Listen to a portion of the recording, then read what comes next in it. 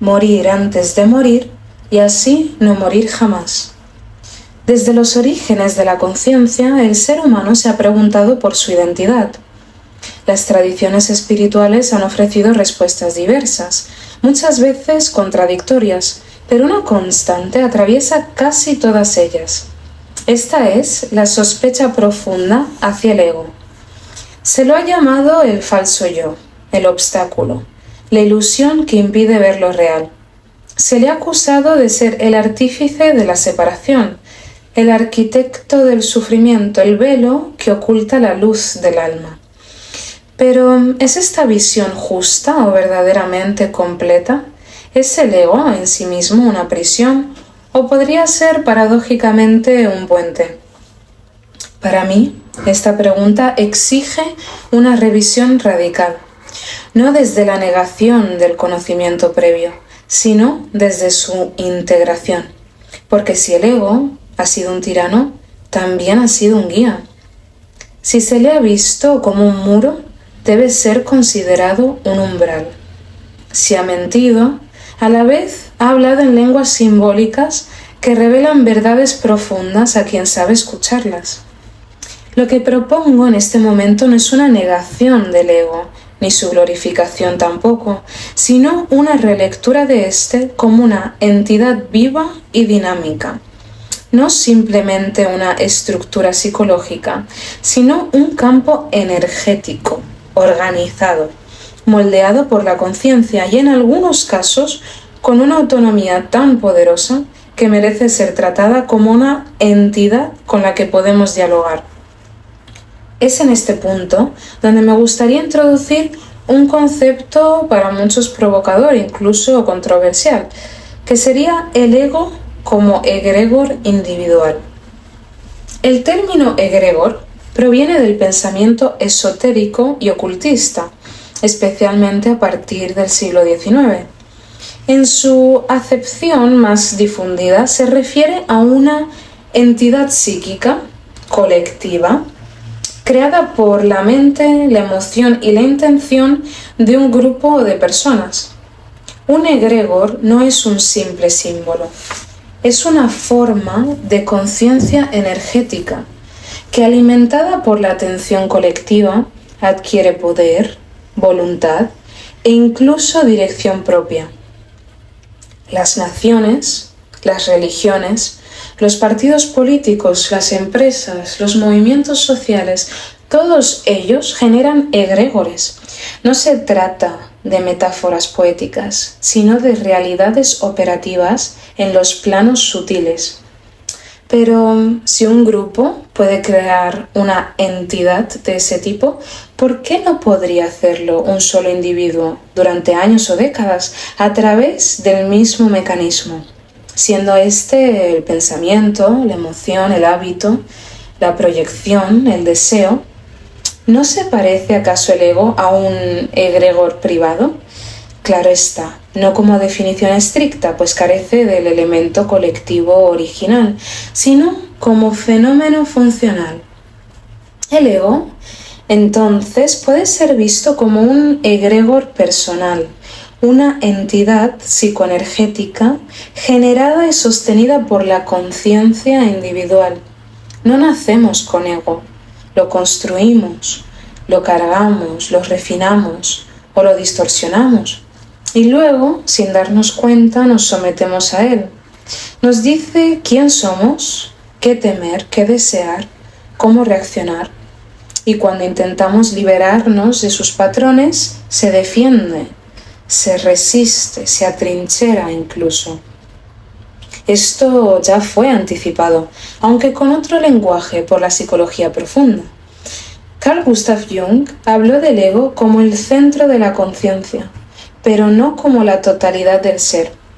Para él, el ego era un nodo dentro de una estructura psíquica mayor, gobernada por el self, esa totalidad profunda que incluye lo consciente y lo inconsciente, lo humano y lo divino. Pero Jung también advirtió que el ego puede hincharse, volverse rígido, erigirse en falsa divinidad y resistir todo intento de trascendencia. En ese momento deja de ser estructura funcional y se convierte en arconte interior. Desde la perspectiva hermética y mística, esta transformación del ego en una entidad semiautónoma es bien conocida. Se habla de formas pensamiento que, al recibir suficiente carga emocional y simbólica, cobran vida propia. Se dice que los pensamientos son cosas y que donde se fija la atención, allí se dirige la energía. Y donde se sostiene la energía, se manifiesta la forma. El ego, desde esta óptica, no es simplemente el yo psicológico, sino una condensación energética de la conciencia, una entidad operativa que organiza la experiencia pero que puede devorarnos si no se integra. Ahora bien, si aceptamos esta lectura del ego como egregor, y repito, no en sentido estricto, sino como metáfora operativa profundamente útil, entonces cambia completamente nuestra relación con él. Deja de ser un error que hay que eliminar y se convierte en un ser simbólico con el que podemos establecer una alianza. Y desde mi punto de vista, debemos. No una alianza ciega ni devocional, sino una colaboración lúcida, como un aliado fuerte pero volátil, un daimon interior que puede ser consejero o saboteador, según cómo lo tratemos. Aquí es donde el trabajo espiritual se torna alquímico. La alquimia no se ocupaba de destruir el plomo, sino de transmutarlo. Así también con el ego. El objetivo no es aniquilarlo, sino refinarlo, elevarlo, convertirlo en vehículo del alma en lugar de su carcelero. El ego, como egregor divino, es una imagen poderosa para nombrar esta posibilidad. Una identidad que ha sido reeducada, reorientada y puesta al servicio del propósito superior del ser. Para comprender a fondo la dimensión sagrada y también problemática del ego, es necesario examinar cómo lo han concebido las grandes tradiciones del pensamiento espiritual. Aunque el término ego, en su forma moderna, es relativamente reciente, la experiencia de lo que representa, la identidad que se cree separada, el yo que se afirma frente al mundo, esta ha sido explorada, nombrada y a veces combatida bajo muchos otros nombres. En las civilizaciones antiguas, la noción de una identidad individual autónoma era difusa o inexistente incluso. La persona era una prolongación del clan, del linaje o del cosmos. En el antiguo Egipto, por ejemplo, el ser humano estaba compuesto por varios elementos interrelacionados, entre ellos, por ejemplo, el Ka, que yo lo definiría como la fuerza vital, el Ba, que sería algo así como la personalidad animada, y el Ak, que podría llamarse la luz espiritual transformada. Hablemos del Ka, ¿no? Que sería aquí cercano a lo que llamaríamos un egregor personal. Esta era una energía que persistía más allá de la muerte, sostenida por ritual y conciencia. Esto implica que incluso en tiempos arcaicos ya se intuía que la identidad no era una cosa fija, sino una corriente energética con cierta forma y propósito. Más tarde, en la tradición griega, la idea de la psique tomó forma como el alma individual, pero también como una función que puede engañar, distorsionar o elevar. Platón describe la necesidad de alinear las partes del alma para alcanzar la verdad. Y en su alegoría del carro alado, el ego puede entenderse como el cochero, que debe domar a los caballos del deseo y la razón, para guiar al alma hacia el mundo de las ideas. Si el cochero pierde el control, la psique se dispersa y el alma se precipita hacia la confusión. Ya aquí vemos una intuición clara. La identidad desalineada no es mala en sí misma, pero es peligrosa si no se reconoce su rol intermediario y disciplinable. En las corrientes místicas del cristianismo, particularmente los escritos de San Juan de la Cruz o Meister Eckhart, el ego es presentado como una barrera a la unión divina. Sin embargo, esa barrera no se elimina por violencia, sino por amor y entrega. San Juan habla de la noche oscura del alma como un proceso donde el yo es despojado de sus ilusiones para dejar espacio a una identidad más profunda. Pero nunca sugiere que la personalidad deba desaparecer por completo. De hecho, los grandes místicos no eliminan sus egos, los hacen transparentes. La personalidad se vuelve una ventana limpia a través de la cual brilla la luz de lo absoluto. Este patrón se repite en las tradiciones orientales, aunque con otro lenguaje. En el budismo, por ejemplo, el ego es considerado un obstáculo para alcanzar la vacuidad, pero no porque sea malo en sí mismo, sino porque su fijeza y su autoafirmación son ilusorias. El Buda no predicó la eliminación del yo, sino su disolución en la experiencia directa, sin apego ni identificación. De hecho, los grandes maestros Zen actúan con una personalidad muy marcada. Se ríen, provocan, contradicen. Su ego no ha desaparecido, pero ya no es dueño de la casa. Es importante ver esto con claridad. Las grandes tradiciones no son uniformes en su rechazo del ego. Lo que rechazan es la identificación exclusiva con él, el olvido de que somos más que lo que creemos ser. Algunas doctrinas hablan de disolverlo, otras de refinarlo y otras de iluminarlo, pero todas en el fondo coinciden en que el ego sin conciencia se convierte en jaula, y el ego con conciencia puede ser un gran instrumento. En la modernidad, el psicoanálisis vino a cartografiar el yo de un modo más técnico. Freud lo definió como el mediador entre el ello, que para mí son los impulsos, y el superyo, que sería algo así como la moral internalizada.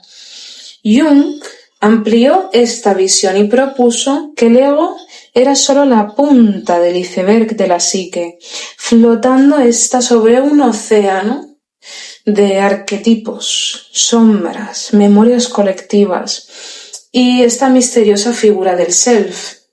La tarea para Jung no era aniquilar el ego, sino integrarlo con el todo. La individuación, que es un proceso central de su psicología, era precisamente eso, siendo esta la armonización del ego con la totalidad interior, como un río que aprende a obedecer la forma de su cauce sin perder su impulso. Y aquí volvemos a nuestro punto de partida. Si el ego es un campo estructurado de memoria, intención, emoción y narrativa, entonces puede ser entendido como una forma pensamiento cargada de energía, que se sostiene a sí misma y actúa con cierta autonomía. Es decir, funcionalmente se comporta como un egregor. Este concepto encuentra ecos sorprendentes en la magia ceremonial y la psicomagia moderna. En el Chaos Magic, por ejemplo, se enseña que uno puede crear deidades temporales, que se pueden llamar egregores artificiales, para fines concretos. Estas entidades funcionan como programas simbólicos que canalizan energía. Pero también se enseña que si no se disuelven o se reabsorben, pueden volverse parasitarios. Lo mismo sucede con el ego. Si no lo nutrimos conscientemente, si no lo reprogramamos desde el alma, puede volverse una máscara que nos habita en lugar de una herramienta que portamos. Así, el ego puede convertirse en nuestro propio golem. Lo moldeamos, lo activamos, le damos nombre y luego olvidamos que lo creamos. Más tarde nos convertimos en su sirviente. Pero también, y esto es clave, podemos despertarlo, educarlo y redimirlo. Podemos tomar a ese ego condicionado, rígido, temeroso y decirle: ahora vas a servir a algo más grande, vas a volverte transparente, vas a ser canal, no muro. Este es el corazón del ego como egregor divino, una entidad psíquica creada por el alma para navegar este plano, que puede perderse si no es recordada, pero que puede volver a su propósito original si es reconocida. El ego no es una entidad unificada, sencilla o siempre benévola. Como todo lo que nace del contacto entre la conciencia y la experiencia, es ambivalente, contradictorio, mutable incluso. Y en esa complejidad radica su poder, pero también su peligro.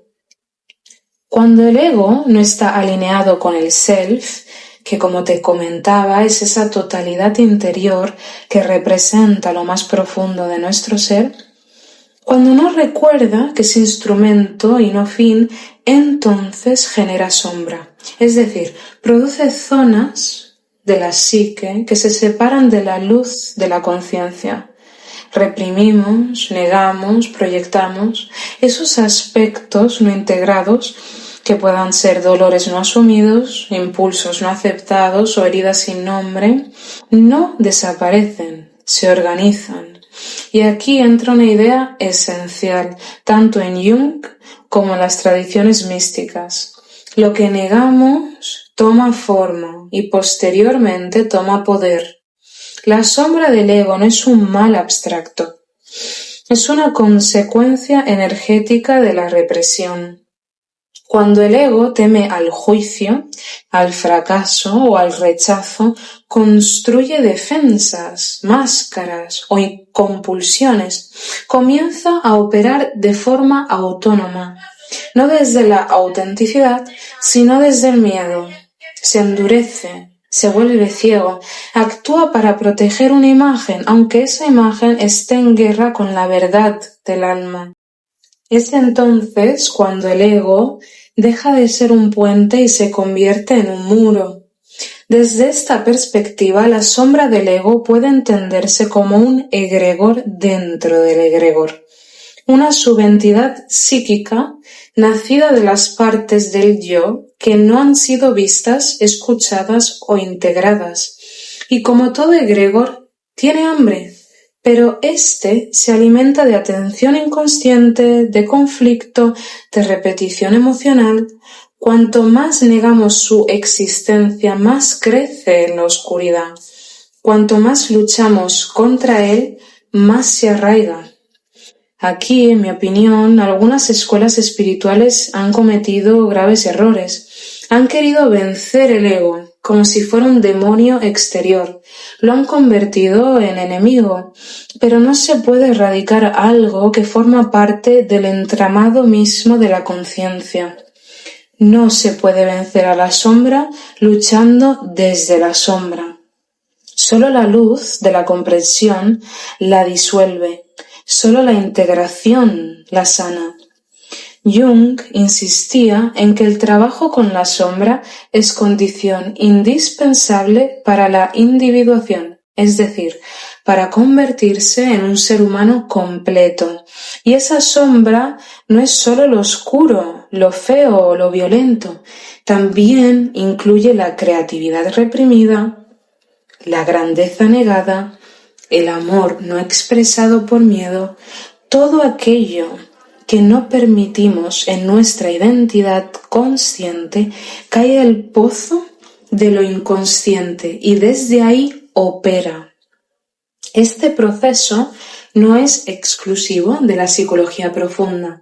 En la alquimia espiritual, el nigredo, que sería algo así como la putrefacción inicial, es la etapa en que el alma se confronta con todo lo no resuelto. El ego, si ha sido inflado en esta etapa, debe colapsar, no para desaparecer, sino para revelar su verdadero centro. En esa noche oscura del alma, que no es un castigo, he de decir, sino una limpieza, la conciencia encuentra lo que había rechazado, y ahí comienza la alquimia. No la eliminación, sino, como te he dicho antes, la transmutación de ese plomo. Este enfoque es radical porque cambia nuestra relación con el ego. Ya no lo vemos como el impostor que debe ser desenmascarado, sino más bien como el hijo herido que debe ser redimido. Como un animal salvaje que si es temido o golpeado, muerde, pero si es reconocido, cuidado y entrenado, se convierte en un gran aliado, manso y domesticado. Trabajar con la sombra del ego es, entonces, un acto de ternura feroz. Requiere valor para mirar lo que duele, lo que incomoda, lo que avergüenza, y al mismo tiempo requiere compasión para no destruir lo que encontramos, sino escuchar el mensaje de lo reprimido. Porque la sombra no es enemiga de la luz, es su consecuencia. No hay sombra donde no hay luz. En la práctica, esto implica una serie de gestos interiores, como por ejemplo, el observar nuestras reacciones automáticas con curiosidad, no con juicio, o el saber preguntar con honestidad. Preguntas como: ¿qué parte de mí se siente atacada? ¿Qué intenta proteger? ¿De dónde viene esta voz que oigo cuando no me siento seguro o segura? También es vital poder nombrar lo que aparece, ya que dar lenguaje a lo reprimido es empezar a liberar su energía. Ideal sería permitirnos sentir lo que evitamos, ya sea la rabia, el miedo, la tristeza o incluso el orgullo. Todo lo que no ha tenido espacio en nuestra conciencia reclama integración. Este trabajo puede parecer doloroso, y no te voy a mentir, a veces lo es, pero el resultado no es debilidad ni confusión, sino una fuerza profunda que es muy satisfactoria. Porque cuando el ego deja de pelear contra sí mismo, cuando ya no tiene que esconder su sombra, entonces se relaja, se abre, coopera. Y en ese momento el ego vuelve a ser lo que siempre debió ser: un campo de forma al servicio del alma. Así como el barro necesita forma para contener el agua, el alma necesita un contenedor psíquico para manifestarse en el mundo, y ese contenedor es el ego. Pero debe estar al servicio, no al mando. Debe recordar que no es el centro, sino más bien el canal. No es la verdad absoluta, es el mensajero. Cuando esto sucede, el ego, como egregor, deja de absorber energía y comienza a irradiarla. Como te he dicho, se vuelve transparente, ya no bloquea, revela. Su sombra ya no es obstáculo, se vuelve un mapa y su fuerza deja de ser de control. Se torna potencia creadora. Todo lo que he dicho hasta ahora, ya sea la comprensión del ego como entidad moldeable, o su sombra como maestra, su potencial como contenedor sagrado, etc., sería filosofía vacía si no pudiera encarnarse en la vida real. Pero lo cierto es que esta visión no solo puede llevarse al cuerpo y al día a día, sino que necesita hacerlo. Entonces, si lo que he dicho hasta ahora resuena en tu corazón, te invito a llevarlo junto conmigo a la práctica.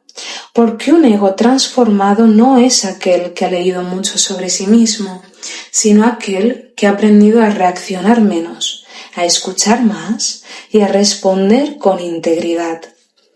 La primera condición para cultivar una relación lúcida con el ego es el acto de observarlo sin identificarse. Esto no es una negación del yo, me gustaría aclarar, sino más bien un deslizamiento sutil hacia la conciencia testigo. Es ese momento en el que, por ejemplo, algo en ti se enfada y en lugar de reaccionar automáticamente, respiras profundamente y piensas: mira cómo se activa esta parte de mí, qué interesante, ¿qué está defendiendo? Este gesto simple, que es el darte un espacio, una pausa entre el estímulo y la respuesta, abre una puerta inmensa, la puerta de la libertad. O esto es por lo menos lo que decía supuestamente Viktor Frankl, que a lo mejor has escuchado esta cita, pero me gustaría compartirla contigo otra vez. Y dice: entre estímulo y respuesta existe un espacio. En ese espacio está nuestro poder para elegir nuestra respuesta. En nuestra respuesta reside nuestro conocimiento y nuestra libertad. Te la repito otra vez. Entre estímulo y respuesta existe un espacio. En ese espacio está nuestro poder para elegir nuestra respuesta. En nuestra respuesta reside nuestro crecimiento y nuestra libertad. Y te voy a ser completamente sincera. Si hay algo que me gustaría de corazón que te lleves de este podcast, es este concepto. No se trata de negar la emoción. Se trata de habitarla con conciencia. No queremos silenciar el ego. Queremos escucharlo sin obedecerlo ciegamente. En ese acto se inicia una domesticación amorosa de la entidad que llamamos yo. Una práctica clave para sostener esta vigilancia, esta observancia compasiva, es el registro diario del ego en acción. No como autoacusación, sino como inventario curioso de tu crecimiento personal. Hazte preguntas como: ¿dónde apareció el ego hoy con fuerza? ¿Qué quiso proteger? ¿Durante cuánto tiempo? ¿Qué parte de mí sintió que podía desaparecer si no intervenía? ¿Qué hubiera pasado si no respondía desde ahí? Ojo, estas preguntas no buscan debilitar al ego, sino desvelar sus automatismos para que pueda volverse más flexible y poroso. Porque el ego no es una mentira, es una simplificación. Y como toda simplificación se vuelve peligrosa cuando se cree absoluta. Otra herramienta transformadora es el trabajo con el cuerpo y el arte. No te lo digo por ser actriz, pero es que el ego no vive solo en ideas. También está en las posturas, en las tensiones, los movimientos, la modulación de la voz. El cuerpo guarda las historias del ego. En el caminar, en cómo se defiende, en cómo se encierra. Entonces, trabajar con danza consciente, por ejemplo, respiración profunda, yoga o, teatro terapéutico, permite darle forma ritual a la identidad y también abrir grietas por donde entre el alma. La creación artística, ya sea escribir, pintar, cantar, coser, todo lo que es la creación artística en general permite al ego expresarse, desnudarse, reconocerse. El ego, que puede narrarse con honestidad, empieza a perder su dureza. Se vuelve personaje consciente y deja de actuar como tirano inconsciente. Pero quizás la práctica más poderosa y a la vez más silenciosa de todas, en mi humilde opinión y propia experiencia, claro está, sería la autoindagación sincera. No hablo de pensar simplemente sobre uno mismo. Más bien es interrogar al ego desde la profundidad del ser en estados de meditación y hacerse preguntas como, por ejemplo, ¿Quién está hablando ahora? ¿Qué está buscando este personaje, que eres tú, claro está, en esta conversación, o en esta queja, o en esta vanagloria, o en este silencio? Y si dejo de alimentar esta voz, ¿qué aparece? ¿Qué sucede? ¿Qué germina? Estas preguntas no son para obtener respuestas rápidas, son semillas, preguntas que, como las gotas de agua sobre la piedra, van ahuecando el eco hasta hacerlo permeable a lo esencial. En todo esto hay una clave. El ego no se transforma por imposición, sino por relación. No mejora porque se le grite, sino porque se le muestre otra manera de existir. Cuando el alma ocupa más espacio, el ego no desaparece, se reorganiza, se acomoda, se siente útil, y lo es, porque en última instancia, en mi opinión, no hay despertar posible sin ego. Sin una estructura que sostenga la conciencia, no puede haber expresión. El alma necesita forma para actuar, necesita una firma, una voz, una mirada, una biografía de experiencias. Por eso el ego transformado, como egregor consciente o el yo transfigurado, no es menos yo o menos tú. Es un yo más amplio, más flexible, más verdadero. No niega su historia, pero ya no se esclaviza a ella.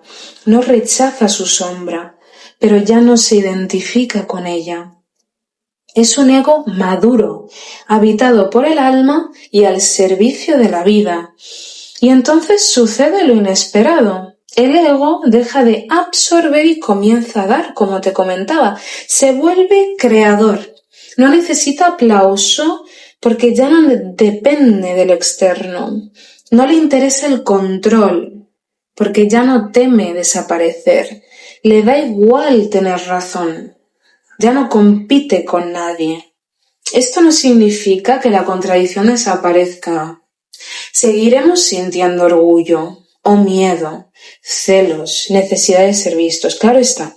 Pero esos movimientos ya no serán una amenaza, serán meras olas en la superficie de un profundo mar. El ego ya no intentará dirigir el vasto océano que eres tú, mas se dejará mover en sincronía con él. Y eso, en última instancia, para mí, es la verdadera espiritualidad. No es la negación del yo, sino su redención. No busco la fusión extática con el todo, mas la integración lúcida de cada parte. No quiero disolverme sin forma, pero debo aprender a ser forma sin perder la conexión con el fondo. Para eso nos hemos manifestado en el reino. Y esto es el arte de habitar la identidad sin perder el alma, de caminar con ego pero sin egoísmo, de hablar desde el yo sin arrogancia. Ese ego ya no necesita imponerse porque confía en su raíz. Es un ego que recuerda de dónde viene y que ha aprendido a volver allí sin desaparecer. Un besito y mucha luz.